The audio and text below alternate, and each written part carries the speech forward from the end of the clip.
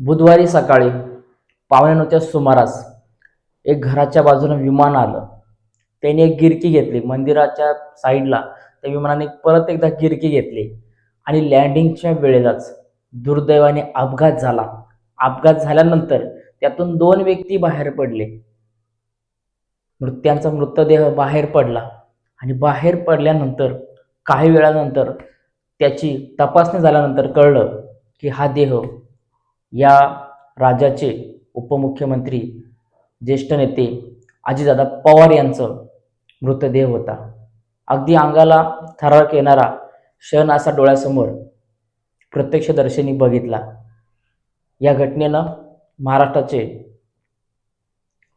ज्येष्ठ नेते अजितदादा पवार यांना गमावलं. आता फक्त महाराष्ट्राने त्याला नुसतं गमावले का, या विकासाला, या चालना देणाऱ्या या प्रगतीला, या महाराष्ट्राच्या प्रगतीला गमावले का, हे आपल्याला बघावं लागणार आहे. तर मित्रांनो, या व्हिडिओमध्ये आपण बघणार आहे का प्रत्यक्षदर्शींनी जे लोकांनी समोर घटना बघितली त्यांनी त्याच्यामध्ये काय बघितलं, काय चित्र बघितलं की जेणेकरून अंगावरती काटा आला. हे सगळं आपण या व्हिडिओमध्ये बघून घेणार आहे. बघा, या ताई आपल्याला दिसत आहे. यांनी स्वतःच्या डोळ्यांनी झालेली घटना आहे ते डोळ्यांनी त्यांच्या बघितलेली. बघा, डोळ्यांनी घटना ही बघितलेली. बुधवारची सकाळ होती. सकाळी 8:45चा टाइम झाला होता. या वेळेमध्ये अचानक एक विमान आलं. विमान आल्यानंतर घराच्या आजूबाजूला जे विमानतळ होतं त्या रनवेच्या साईडने एक त्याने गिरकी घेतली. साईडला मंदिर होतं, त्या मंदिराच्या बाजूने एक पूर्ण गिरकी घेतली. परत गिरकी घेतल्यानंतर लँडिंगच्या वेळेलाच अचानक विमान हे जे लँडिंग करायचं होतं, ज्या जागेवरती रनवेवरती विमानाला लँडिंग करायची होती त्या जागेवरती लँडिंग न करता साईडला असलेल्या माळरानावरती ते विमान लँडिंग करायला खाली कोसळलं. आणि कोसळत असताना त्या विमानाचं इंजिन खराब झालं. इंजिनमध्ये बिघाड झाल्यामुळं त्या विमानाला अपघात झाला. आणि अपघात इतका मोठा होता की या महाराष्ट्राचा सगळ्यात मोठा व्यक्तिमत्व गमावं लागला. त्या अपघातामध्ये जर नीट विचार केला, त्यांनी बघितलं तर अपघातामध्ये प्रत्यक्षदर्शी यांनी आपल्याला माहिती दिलेली की यामध्ये त्यांनी सांगितले की विमान हे गिरकी घेऊन एका मागे एक गिरकी घेऊन 2 गिरक्या घेऊन तिथं आलं. गिरकी घेऊन आल्यानंतर ते पलटी झालं. पलटी झाल्यानंतर ते पट्टीवर टच झाल्याबरोबर मोठा स्फोट झाला. पट्टीवर टच, रनवेची जी पट्टी होती त्याच्या खालच्या बाजूला टच झाल्यानंतर एक मोठा स्फोट झाला.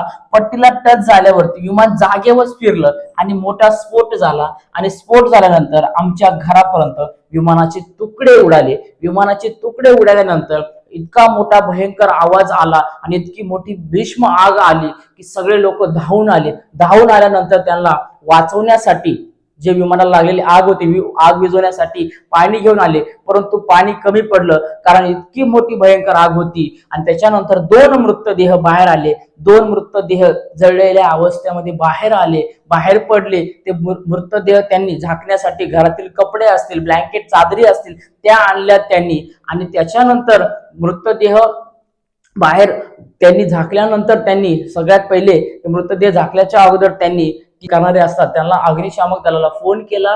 त्याच्यानंतर अँब्युलन्सला देखील फोन केला. परंतु त्यांना यायला 10 मिनिटं लागली. समोरच्या विमानतळावरती असणारे जे अधिकारी होते, पोलीस अधिकारी होते, ते देखील धावून आले. ते देखील धावून आल्यानंतर त्यांनी बघितलं की भीष्म आग झाली होती. या आगीमध्ये कोणीही आतमध्ये जाऊ शकत नव्हतं कारण आग इतकी भीष्म होती की इतकी जोरात आग लागली होती की स्वतः देखील जळून जाऊ शकत होतं. म्हणून यामध्ये सर्व आजूबाजूला असणारे बांधवांनी पूर्णपणे मदतीचा प्रयत्न केला. त्याच्यानंतर प्रत्यक्षदर्शींनी पुढे सांगितले आपल्याला की ज्या व्यक्ती आले होते अधिकारी बघायला, त्याच्यानंतर आल्यानंतर अग्निशामक दलाची गाडी पोहोचली. त्यांनी त्वरित आग विझवण्याचा प्रयत्न केला परंतु लगेच आग विझली नाही. काही वेळानंतर आग विझवली गेली. त्याच्यानंतर मृतदेह बाहेर काढण्यात आले. काही मृतदेहाचे तुकडे इकडे तिकडे आजूबाजूला, घराच्या आजूबाजूला पसरले होते.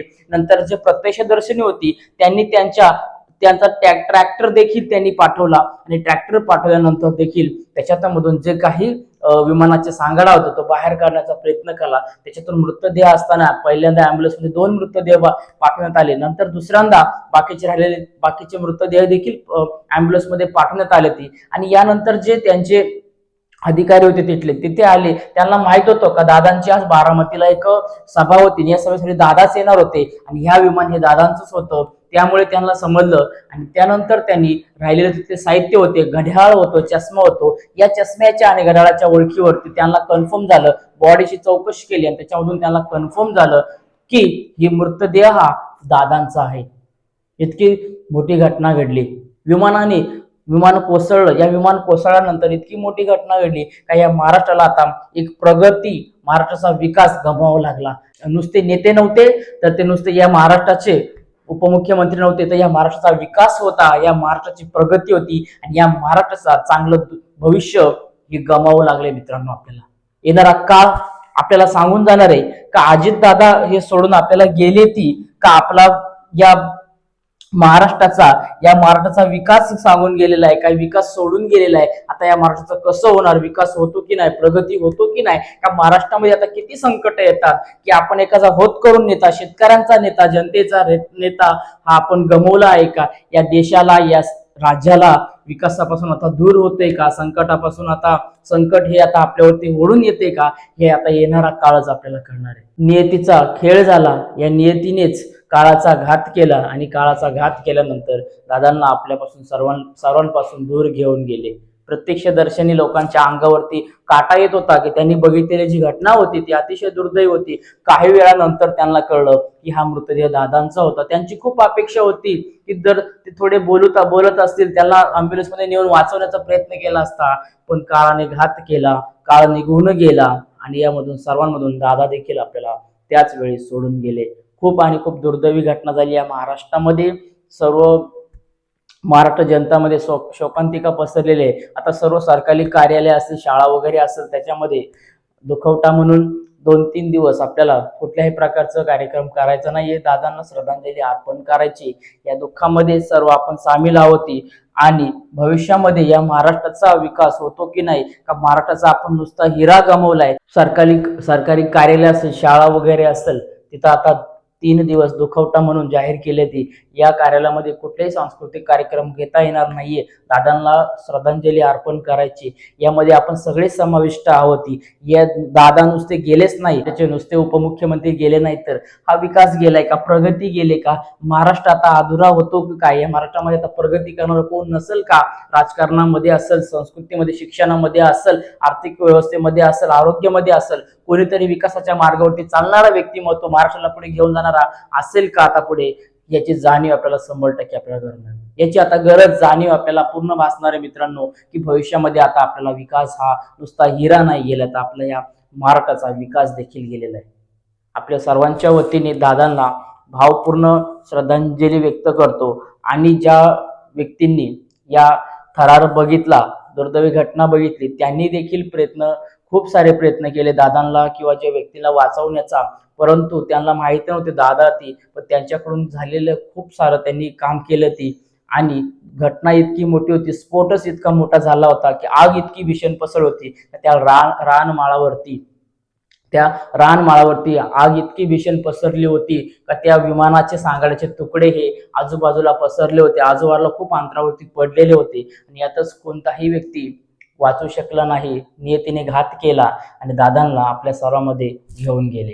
या दादांना महाराष्ट्राचे आपले ज्येष्ठ नेते आणि आपल्या सर्वांच्या मनावरती, काळजावरती राज्य निर्माण करणारे, त्यांनी या महाराष्ट्राला विकासाच्या मार्गावरती घेऊन जाणारे असे आपले उपमुख्यमंत्री अजितदादा यांना आपल्याकडून सर्वांकडून पुन्हा एकदा भावपूर्ण श्रद्धांजली अर्पण करतो आणि त्यांच्या आत्म्यास दीर्घ शांती लाभो आणि त्यांची आठवण, त्यांचे कार्य हे आपल्या मनामध्ये आयुष्यभर साठवून असणारे आणि महाराष्ट्राच्या विकासामध्ये, महाराष्ट्राच्या प्रत्येक कामामध्ये दादांचं नाव हे शिस्तबद्ध हे पुढे येणारच आहे. अशा रोखठोक काम करणाऱ्या प्रामाणिक व्यक्तिमत्वाला आपल्याकडून अखेरचा सलाम आणि पुन्हा एकदा भावपूर्ण श्रद्धांजली.